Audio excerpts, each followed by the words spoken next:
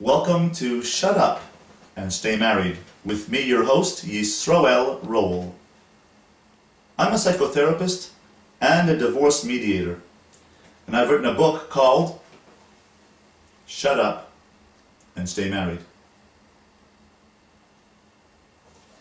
In every episode of our show, I'm going to share with you hands-on techniques of how to get good at the art of marriage. Now, what do I mean by shut up and stay married? Do I mean stay in a bad marriage? Do I mean stay silent when you're being abused? Absolutely not.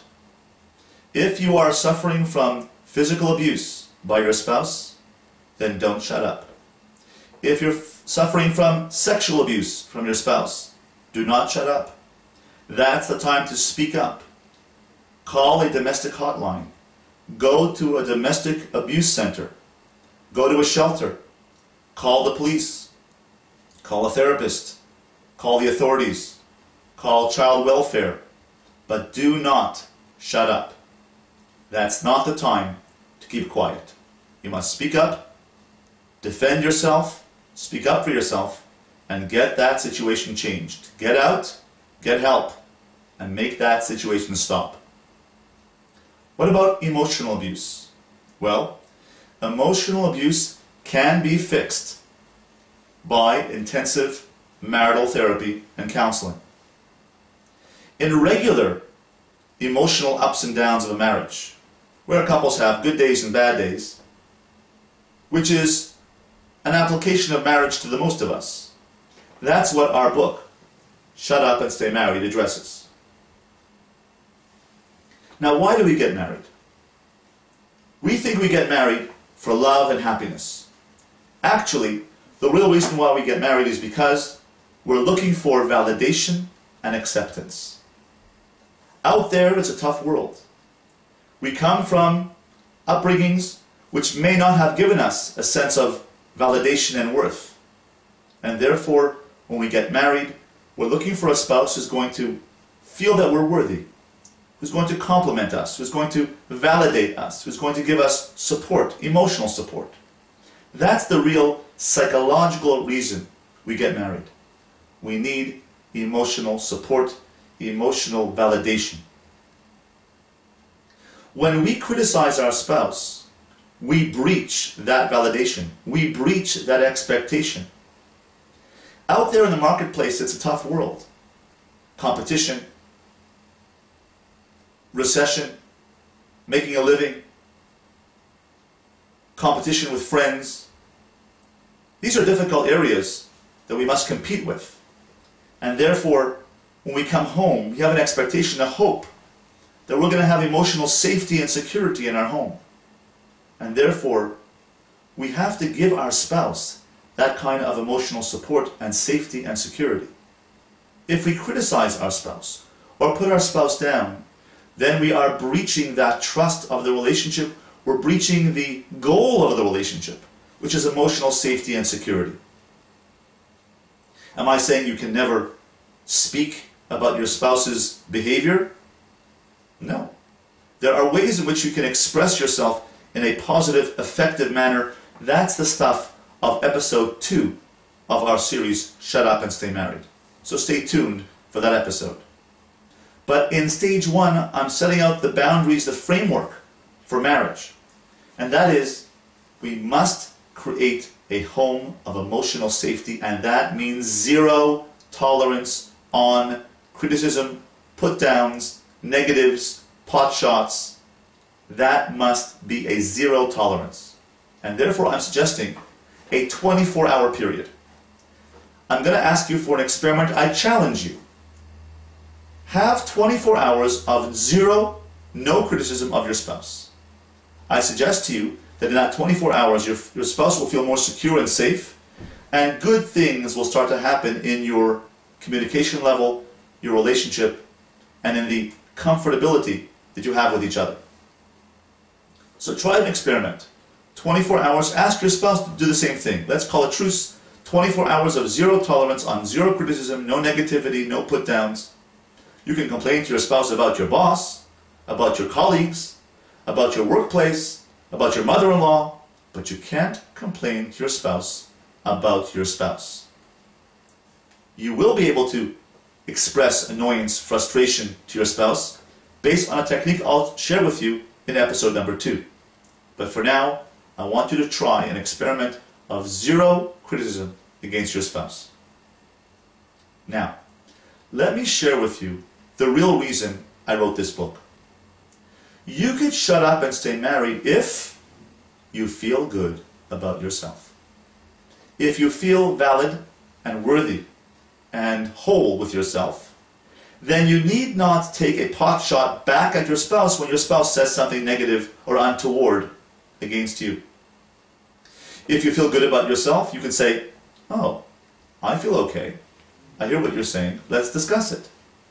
But I believe the underlying cause of these normal relationship arguments, these ups and downs of marriage, come from not feeling good and valid about ourselves. If we work on ourselves, and I'll share with you throughout our episodes 3, 4, and 5, and following, how to build up your self-esteem, how to build up your sense of worth and value, so that you can restrain yourself, hold yourself back, and not respond when things get tough. Not respond when you hear a negative comment, and not even take a pot shot when something is done by your spouse which annoys you or bothers you. You can live and let live if you feel good about yourself. So stay tuned for future episodes as I'll share with you ideas of how to build yourself up, how to feel good about yourself so that you can learn the art of self-control, self-restraint, hold your tongue, and be able to shut up and stay married. Let me share with you a personal example of how I was able to personally shut up and stay married. Now, my wife comes from Memphis, Tennessee. In Memphis, Tennessee, they all speak like this, really warm, real friendly. Everybody's an aunt and an uncle, even though they're not really an aunt and uncle. It's Aunt Sonia, and Aunt Margaret, and Aunt Ethel, and Uncle Fred, and Uncle Sam, even though they're not real uncles and aunts. But because of endearment, we call them uncles and aunts. Everything's laid back in Memphis. Everyone talks like this. Everyone's warm and loving in Memphis. And things are informal in Memphis. So my wife serves soup at our home in a very informal, laid-back manner. And this episode is called The Soup Bowl. Here's what she does. She takes a soup bowl like this, and she takes the soup, puts it in the soup bowl, and places it directly on the table. Now, I come from Montreal, Canada. Canada is a former colony of England, Great Britain, the Commonwealth, where things are done with the Queen's English. Things are done properly, with great etiquette and formality. And I grew up with soup being served like this. The soup was put in a soup bowl, and then my mother would put the soup bowl on a plate, like this, and then serve everyone soup in a soup bowl on a plate. Now, that's how I grew up. Now, it bothers me a lot when my wife serves soup just on a soup bowl directly on the table. So this past Friday night, it was getting to me. So I was going to say the following, but before I said it, I stopped. Here's what I was going to say. I said to myself, you know what? I'll tell my wife, dear, the soup bowl on the table directly is a bit laid back and informal. I like things more formal. So would you mind getting a plate and putting the soup bowl on a plate on the table? To which I imagine she would have said the following. Well, what's wrong with putting the soup bowl right on the table? We're just family around here and a couple of guests. What's the big deal? After all, it's more friendly to serve soup in a non-formal manner. And I think you're wrong. I think formality is not a good thing. I think we should just be laid back about it.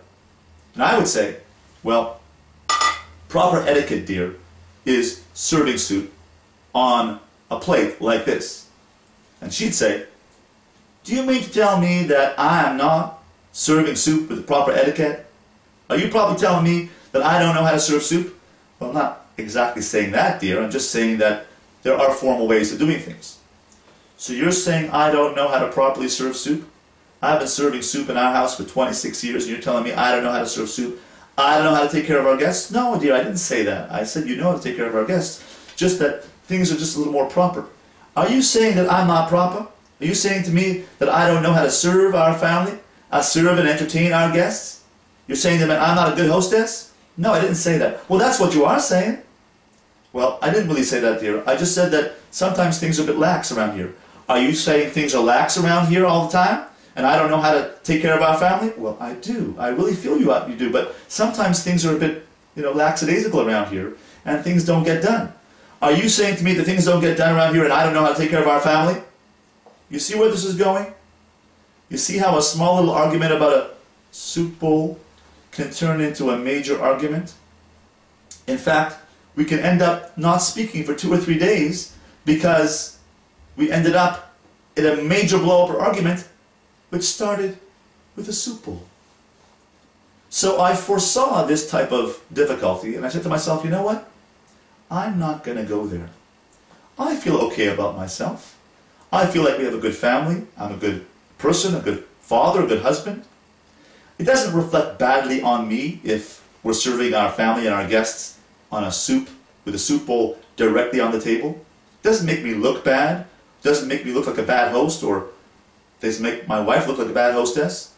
It's just the way she does things. So I'm not going to take it personally. I'm going to have good self-esteem. I'm going to feel good about myself. And I'm going to say, you know what, dear?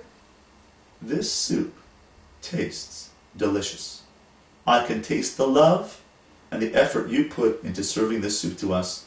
And it's just amazing. Thank you so much. It's delicious. To which she said, thank you, dear. Thank you for appreciating the effort I go to help our family. And I turned a possible liability into an asset. I turned a possible blow-up argument from a little measly soup bowl into a positive opportunity to make a positive connection with my wife. And we got closer because of it. All because I learned how to shut up and stay married. That's all we have for tonight. So until next time, I want you to go and look around for a book, my book, called Shut Up and Stay Married at Amazon.com or at BarnesandNoble.com, or check out my website and my blog at shutupandstaymarried.com. And until next time, let's have some zero tolerance on that negativity and criticism, and then you can shut up and stay married.